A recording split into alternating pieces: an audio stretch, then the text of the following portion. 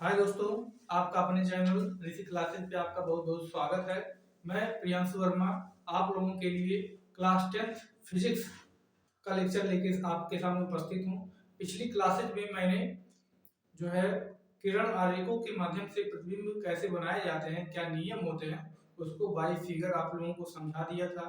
आप लोग समझ भी गए होंगे, नोट बना भी लिए होंगे। आज के लेक्चर में हम जो है अवतल दर्पण द्वारा, उत्तल दर्पण द्वारा प्रतिबिंब कितनी प्रकार के बनते हैं, कैसे बनाए जाते हैं, उनके फिगर को देखेंगे और उसके बाद उनकी जो प्रकृति है, स्थिति है, उसको जो है पढ़ेंगे। उसके बाद फिर जो है दर्पण के आवर्धन का सूत्र, दर्पण सूत्र और दर्पणों के क्या उपयोग होते हैं, इनको देखेंगे और लास्ट में दर्पण की क्षमता के बारे में पढ़ेंगे। यहीं पे आपका प्रकाश का परावर्तन जो टॉपिक है वो खत्म हो जाएगा। ठीक है, इसके आगे हम प्रकाश का अपवर्तन बताएंगे। इसमें इसको खत्म करने के बाद ये पूरा प्रकाश का जो चैप्टर है परावर्तन तथा अपवर्तन ये समाप्त हो जाएगा। तो दोस्तों हमारे वीडियो पे बने रहिए। चलिए देखते हैं ये लेक्चर। ठीक है, तो दोस्तों मैं बता रहा था कि अवतल दर्पण द्वारा प्रतिबिंब का बनना। तो अवतल दर्पण द्वारा प्रतिबिंब दोस्तों टोटल 6 प्रकार के प्रतिबिंब बनते हैं। पहला जो प्रतिबिंब है वो जो है पहला है जब वस्तु अनंत पर हो। ठीक है, तो दोस्तों जब वस्तु अनंत पर होती है तो वो बहुत बड़ा कोई वस्तु होता है, जैसे कि मान लो कोई तारा हो गया, कोई ग्रह हो गया, तो वो जो है बहुत बड़ा होता है, लेकिन वहां से जो प्रकाश की किरणें चल के आती हैं वो एक दूसरे के समांतर होती हैं। ठीक है, जब भी वस्तु बहुत दूर स्थित होती है तो वहां से जो प्रकाश की किरणें चलेंगी वो एक दूसरे के समांतर चलेंगी। तो ये हमारा अवतल दर्पण है।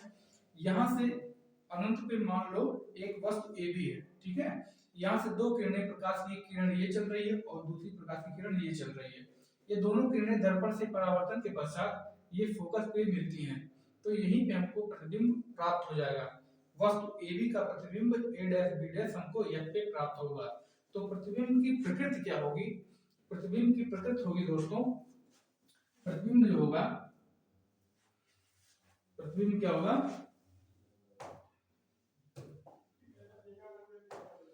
प्रतिबिंब अत्यंत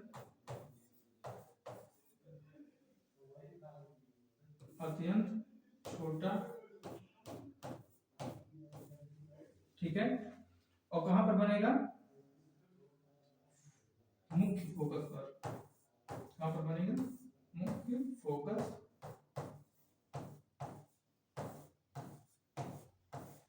ठीक है, तो ये आपका प्रतिबिंब की प्रकृति क्या होगी? अत्यंत छोटा होगा। और कैसा होगा? उल्टा होगा। यहाँ पे और लिखेंगे आप, उल्टा होगा। यहाँ आपको दिख नहीं रहा कि उल्टा कैसे हो रहा है, इसको फिगर के माध्यम से हम आपको भी बता देंगे। तो प्रतिबिंब कैसा, प्रकृति क्या होगी? अत्यंत छोटा होगा और उल्टा होगा। और स्थिति क्या होगी? मुख्य फोकस पर प्रतिबिंब आपको बनेगा। ये प्रतिबिंब उल्टा कैसे है इसके बारे में हम दूसरा एक फिगर लेते हैं, आपको समझा देते हैं क्या है। मान लो एक ये अवतल दर्पण है, यहाँ से रे ऑफ लाइट मान लेते हैं, एक वस्तु ए बी है, बहुत दूर है, तो यहाँ से एक रे ऑफ लाइट ऐसे लेके जाएंगे। ठीक है, ये मान लो फोकस है और ये है वक्र का केंद्र। ठीक है, तो यहाँ से सॉरी एक मिनट,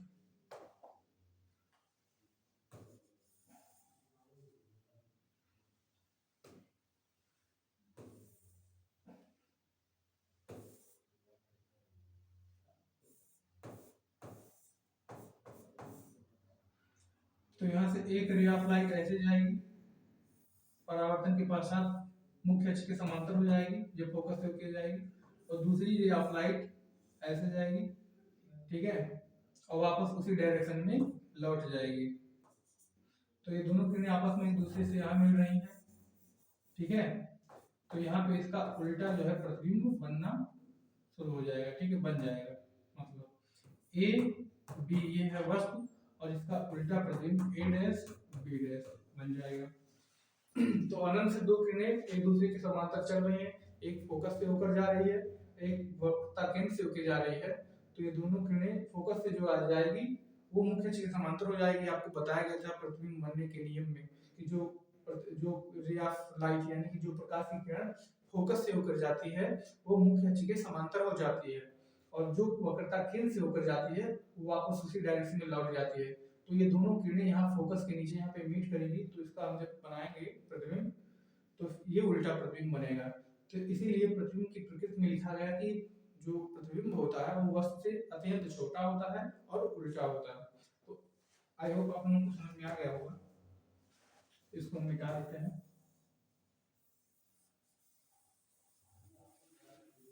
बाकी आप लोग इसको नोट कर लीजिएगा। नेक्स्ट, जब वस्तु वक्रता केंद्र के पीछे हो, सेकंड जो है स्टेप आपका, कि जब वस्तु आपका वक्रता केंद्र के पीछे हो, यानी कि ये वक्रता केंद्र, इसके पीछे वस्तु AB है, ठीक है। तो यहाँ से दो रे ऑफ लाइट जाएंगी, एक रे ऑफ लाइट मुख्य अक्ष के समांतर जाएगी और परावर्तन के पश्चात फोकस से होकर चली जाएगी। आप याद करिएगा हमेशा प्रतिबिंब बनने का नियम, तो उसमें बताया गया था कि जो मुख्य अक्ष के समांतर होती है वो फोकस से होकर चली जाती है। दूसरी रे ऑफ लाइट वक्रता केंद्र से होकर जाएगी, वापस उसी डायरेक्शन में लौट जाएगी। तो यहाँ इन दोनों के बीच में, वक्रता केंद्र और फोकस के बीच में उल्टा प्रतिबिंब हमको मिल जाएगा। इसका प्रकृति क्या होगा प्रतिबिंब की, तो आप लिख सकते हैं बेटा, बहुत आसान है। क्या होगा? प्रतिबिंब होगा वास्तविक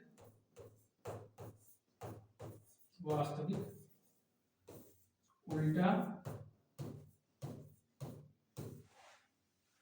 और वस्तु से छोटा।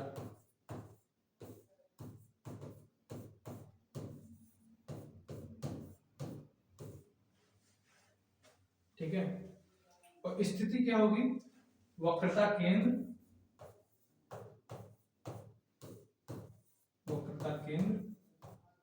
और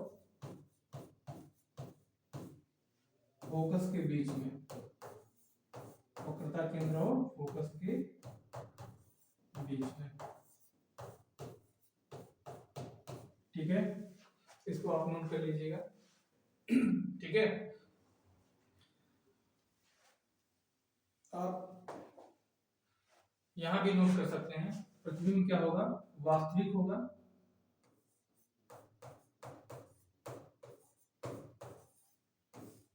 ठीक है, वास्तविक अत्यंत छोटा और उल्टा। तो आगे वाले में भी सब में वास्तविक जोड़ लीजिएगा, क्योंकि अवतल दर्पण द्वारा जो प्रतिबिंब बनते हैं वो वास्तविक बनते हैं। ठीक है, क्योंकि वस्तु जो प्रकाश की किरणें हैं वो रियलिटी में, वास्तव में एक दूसरे से मिल रही हैं। ठीक है, नेक्स्ट होगा बेटा, जब वस्तु वक्रता केंद्र पर हो।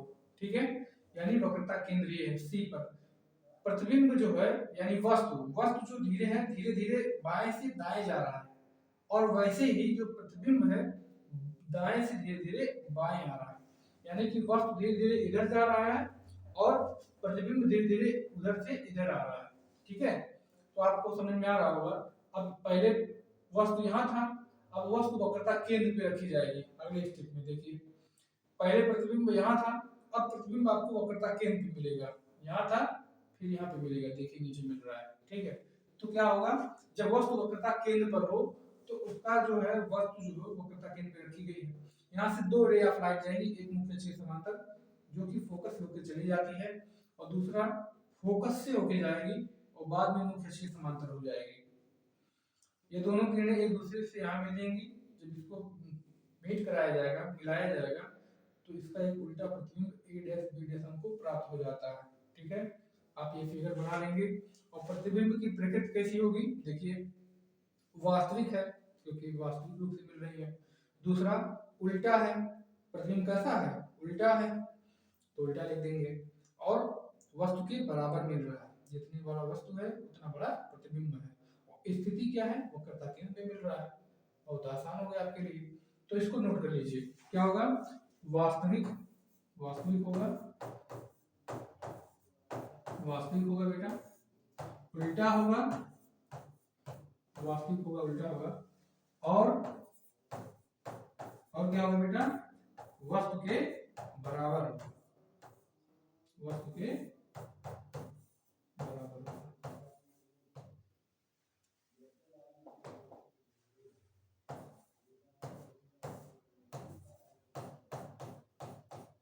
ठीक है। नेक्स्ट स्थिति क्या है, वक्रता केंद्र पर, कहां पर बनेगा, वक्रता केंद्र।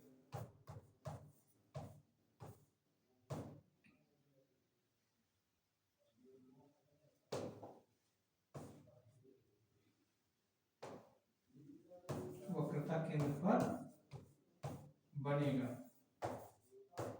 प्रतिबिंब, ठीक है। ये हो गया आपका, आप इसको नोट करते हुए चलिएगा, ठीक है। नेक्स्ट है बेटा फोर्थ, जब वस्तु वक्रता केंद्र और फोकस के बीच में हो, ये आपका वक्रता केंद्र है, ये फोकस है, इसके बीच में जब वस्तु होगा तो इसका प्रतिबिंब क्या होगा, एक मुख्य अक्ष के समांतर जाएगी तो फोकस से होकर चली जाएगी, सेम वही स्टेप है। दूसरा फोकस से होकर जाएगा, मुख्य अक्ष के समांतर हो जाएगा। ये दोनों किरणें एक दूसरे को सी के पीछे यहाँ पे कट करेंगी तो इसका हमें उल्टा प्रतिबिंब प्राप्त हो जाएगा। यहाँ वस्तु इतना छोटा है, वस्तु यहाँ प्रतिबिंब यहाँ पे इतना बड़ा है। कहाँ पे मिला है, सी के पीछे, यानी वक्रता केंद्र के पीछे मिला है। प्रतिबिंब की प्रकृति और स्थिति दोनों आप देख सकते हैं। क्या होगा, प्रतिबिंब की प्रकृति क्या होगी बेटा, वास्तविक होगी, वास्तविक होगी, कॉमा उल्टा और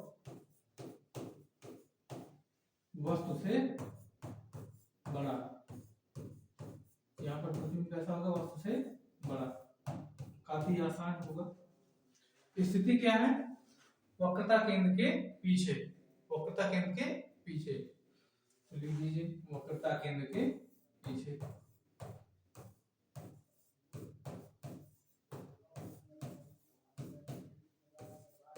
ठीक है। नेक्स्ट है बेटा, जब वस्तु मुख्य फोकस पर हो, तो जब वस्तु मुख्य फोकस पर होगी तो वहां से भी दो रे ऑफ लाइट जाएंगे। एक रे ऑफ लाइट मुख्य अक्ष के समांतर जाती है जो कि फोकस से होकर चली जाएगी, तो देखिए मुख्य अक्ष के समांतर जाएगी, फोकस से होकर चली गई। दूसरी फोकस से होकर वक्रता केंद्र से होकर जाएगी, फिर वापस उसी डायरेक्शन में लौट जाएगी। तो दोनों रे ऑफ लाइट होंगी, यानी कि दोनों प्रकाश की किरणें एक दूसरे के समांतर हो जाएंगे। और जब दोनों प्रकाश की किरणें एक दूसरे के समांतर हो जाएंगी तो वो मिलेंगी नहीं, तो ऐसा माना जाता है कि वो दोनों किरणें अनंत पर जाकर एक दूसरे से मिल जाएंगे। तो अनंत पे जाके मिलेंगी तो अनंत पर प्रतिबिंब का जो होगा बहुत बड़ा बनेगा। तो वहां से क्या हम करेंगे, प्रतिबिंब कैसा होगा, उल्टा होगा, वास्तविक भी होगा और बहुत बड़ा होगा, वस्तु के साइज से बहुत बड़ा होगा।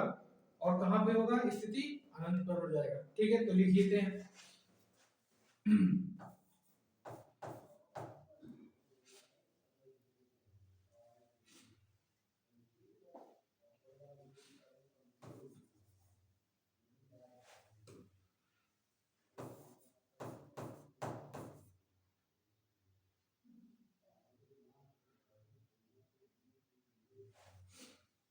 अनंत पर बनेगा बेटा जब प्रतिबिंब, तो उसका जो है बिंदु के जैसा बनेगा, ठीक है।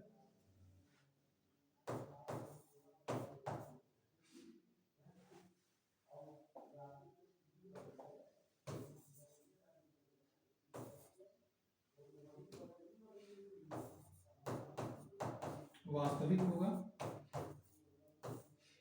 और बिंदु जैसा होगा, कैसा होगा, बिंदु जैसा, ठीक है।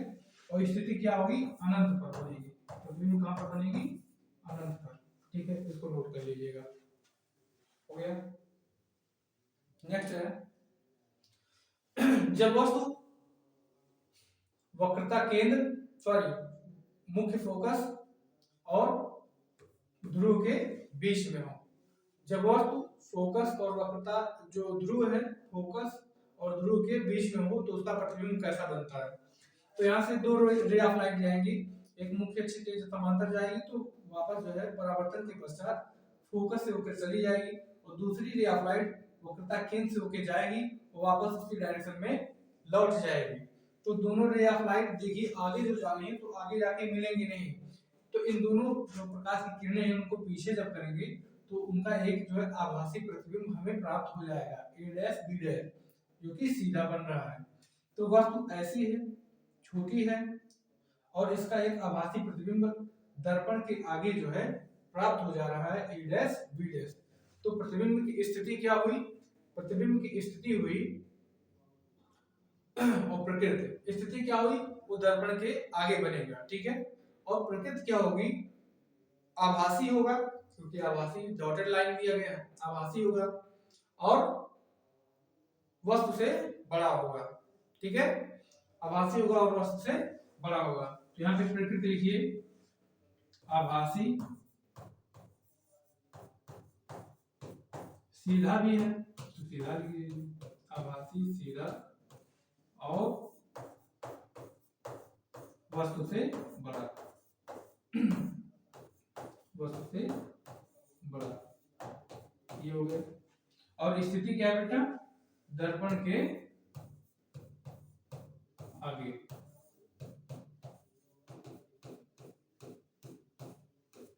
ठीक है, हो गया। नेक्स्ट बेटा है कि अवतल दर्पण के उपयोग क्या क्या होते हैं, यानी कि अवतल दर्पण कहाँ कहाँ इसका प्रयोग किया जाता है। तो पहला है इसका उपयोग टार्च में किया जाता है, किसमें किया जाता है, टार्च में, ठीक है, इसको नोट कर लेंगे।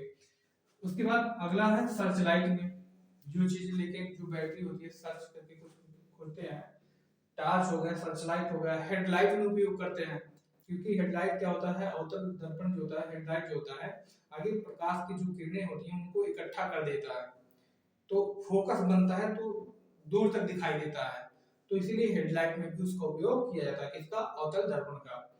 सेविंग मिरर में उपयोग किया जाता है, क्योंकि सेविंग मिरर में जो होता है साइज बड़ा बनता है, तो लास्ट वाला जो है इसमें इस दर्पण का उपयोग किया जाता है, क्योंकि उसमें जब चेहरा देखा जाता है तो चेहरा बड़ा बनता है, क्योंकि अवतल दर्पण ही एक ऐसा दर्पण है जो वस्तु का प्रतिबिंब जो होता है उससे बड़ा बना के दिखाता है, ठीक है। फिर अगला है दंत विशेषज्ञ द्वारा, दांतों को देखने के लिए भी डॉक्टर द्वारा इसका उपयोग किया जाता है। और अगला है सौर भट्टियों में, सौर भट्टियों में क्या होता है, सूर्य के प्रकाश को इकट्ठा करके एक जगह फोकस कराया जाता है। आप देखते हैं क्योंकि ये तिरछा है तो प्रकाश की किरणों को ये एक जगह इकट्ठा भी करता है, वस्तु का छोटा प्रतिबिंब भी बनाता है, बड़ा प्रतिबिंब भी बनाता है, और वस्तु को एक जगह, वस्तु के जो है प्रतिबिंब को एक जगह इकट्ठा करके भी बना देता है, यानी कि अनंत पर कोई वस्तु होती है तो उसका प्रतिबिंब कहाँ बना देता है, फोकस पे बना देगा, एक बिंदु पे बना देगा, बिंदु जैसा आकार का। तो यहाँ पर इतना प्रकार का उपयोग है, ठीक है बेटा।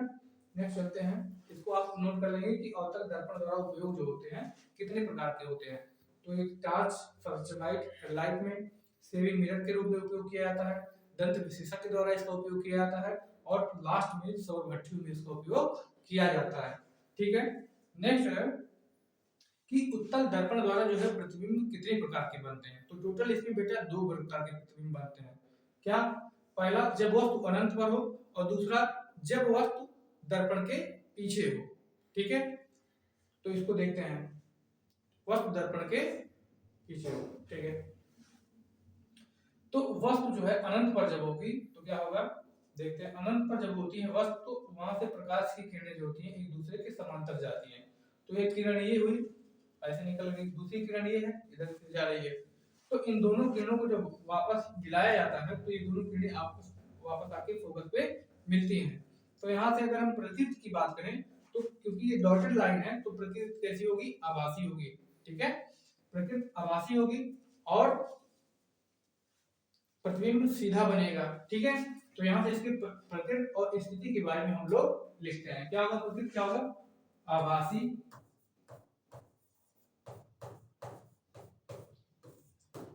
सीधा और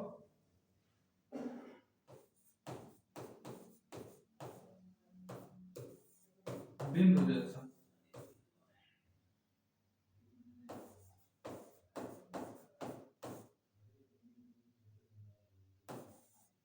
बनेगा, ठीक है। ये बिंदु है, बिंदु के जैसे आकार का, बिंदु जैसे आकार का बनेगा, ठीक है। और स्थिति क्या होगी, फोकस पर, फोकस पर, इसको नोट कर लेंगे, ठीक है।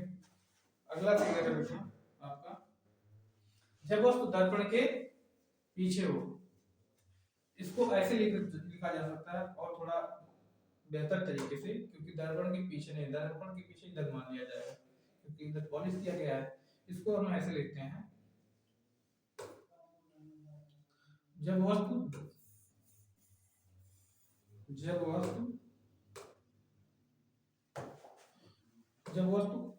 अनंत, कोई दिक्कत नहीं है, जब वस्तु अनंत तथा ध्रुव के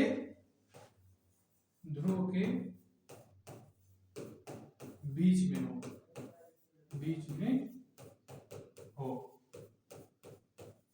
ठीक है। तो जब वस्तु अनंत तथा ध्रुव के बीच में होगी, अनंत पीछे होगा और इधर ये ध्रुव है, तो इसके बीच में जब वस्तु होगा तो प्रकाश की दो किरणें जाएगी, एक मुख्य अक्ष के समांतर जाएगी और फोकस से जाती हुई प्रतीत होगी, ठीक है, और दूसरी वक्रता केंद्र की तरफ जाती हुई प्रतीत होगी और वापस उसी डायरेक्शन में लौट जाएगी। आगे इन किरणों को जो है डॉटेड लाइन से आगे बढ़ाया जाएगा तो ये दोनों जाके यहाँ पे कट जाती हैं, तो प्रतिबिंब आपका a' b' सीधा प्राप्त हो जाता है, ठीक है। तो यहाँ अगर इसके जो है प्रकृति और स्थिति के बारे में लिखेंगे तो क्या होगा, आभासी है, एक तो आभासी है, दूसरा सीधा है, तीसरा वस्तु से छोटा है। तो आभासी होगा, सीधा होगा और वस्तु से छोटा होगा, ठीक है। नेक्स्ट है इसकी स्थिति क्या होगी, ध्रुव तथा फोकस के बीच में,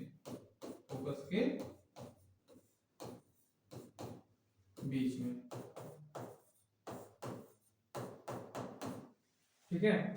इसके बाद हम आ जाते हैं उत्तल दर्पण के उपयोग। तो उत्तल दर्पण के उपयोग होता है वाहनों में पीछे के दृश्यों को देखने के लिए इसका उपयोग किया जाता है। आप लोग इसको वीडियो पॉज करके नोट कर लेंगे अच्छे से, ठीक है। इसके बाद हम आ जाते हैं दर्पण के सूत्र और उसके आवर्धन के बारे में। तो दर्पण का जो सूत्र होता है, ठीक है, वो 1/f होता है 1/v + 1/u होता है, जहाँ यह बराबर होता है फोकस दूरी, v बराबर होता है दर्पण के ध्रुव से दूरी और तीसरा होता है u बराबर वस्तु की ध्रुव से दूरी। तो इसको आप लिख लेंगे।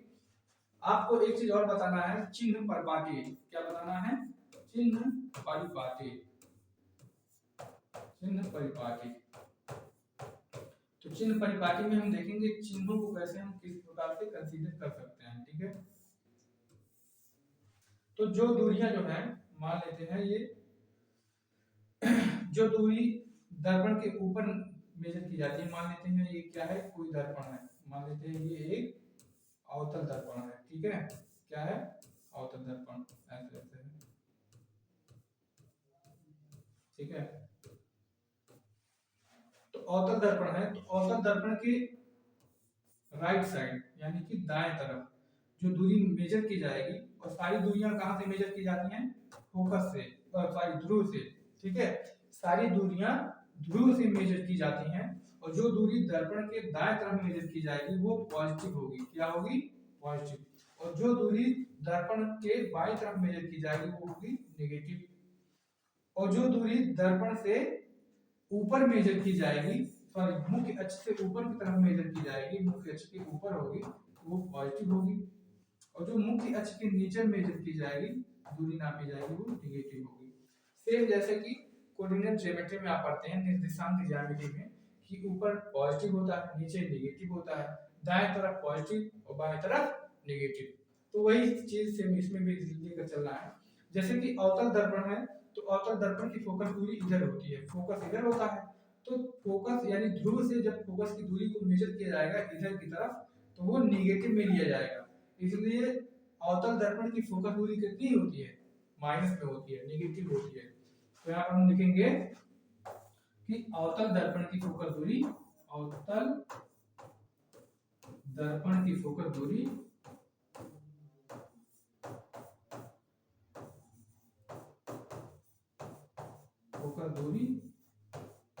कैसी होगी, पॉजिटिव नहीं होगी बेटा, नेगेटिव होगी। नेगेटिव, इसको आप ध्यान में रखिएगा। और इसी प्रकार से उत्तल दर्पण की पॉजिटिव होगी क्योंकि उसकी फोकस दूरी दाएं तरफ से मेजर की जाती है, दाएं तरफ फोकस से ध्रुव से दाएं तरफ मेजर की जाएगी। तो उसकी उत्तल दर्पण की फोकस दूरी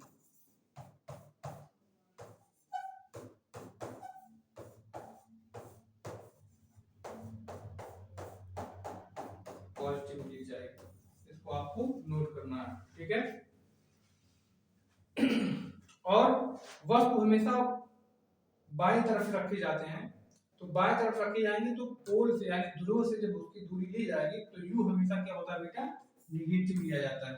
तो यू लिखेंगे, यू हमेशा निगेटिव लिए जाते हैं। इसका उपयोग हम लोग जो है न्यूमेरिकल लगाने में, आंशिक प्रश्नों को लगाने में करेंगे। निगेटिव लिए जाते हैं, यू हमेशा नेगेटिव लिया जाएगा, तो इसको आप नोट कर लेंगे, इसको भी, ठीक है। नेक्स्ट है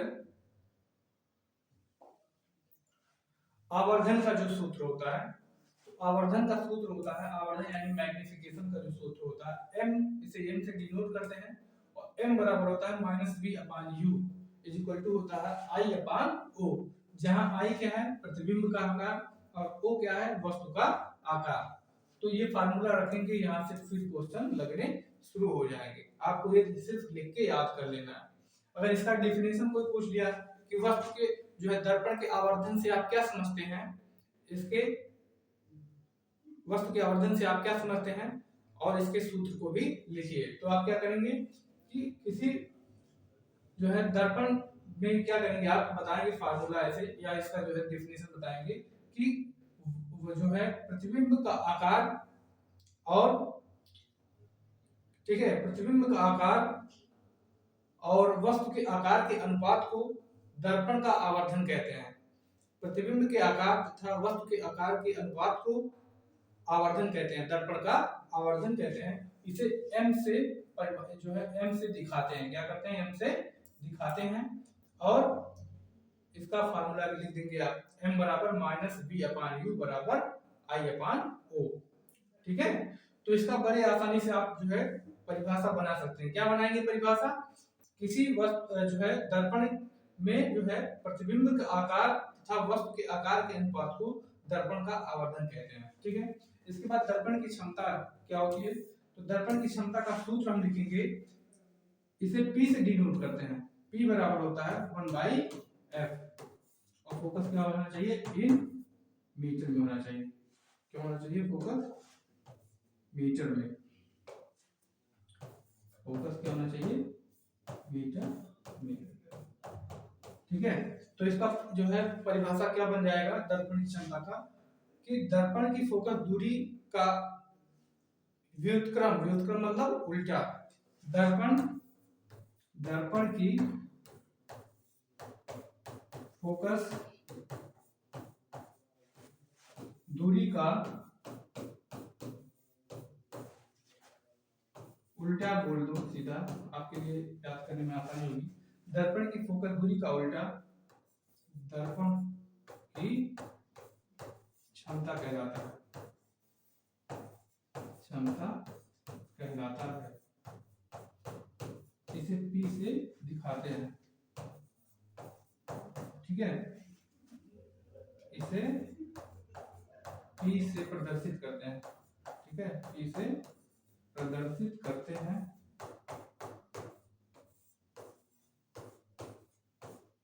प्रदर्शित करते हैं।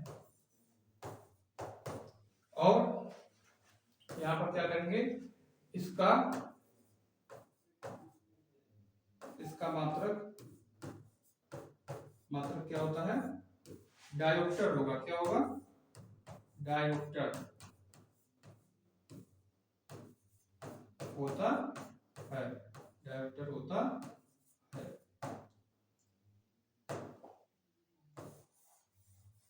डायोप्टर होता है, ठीक है। इसको आप ले लेंगे।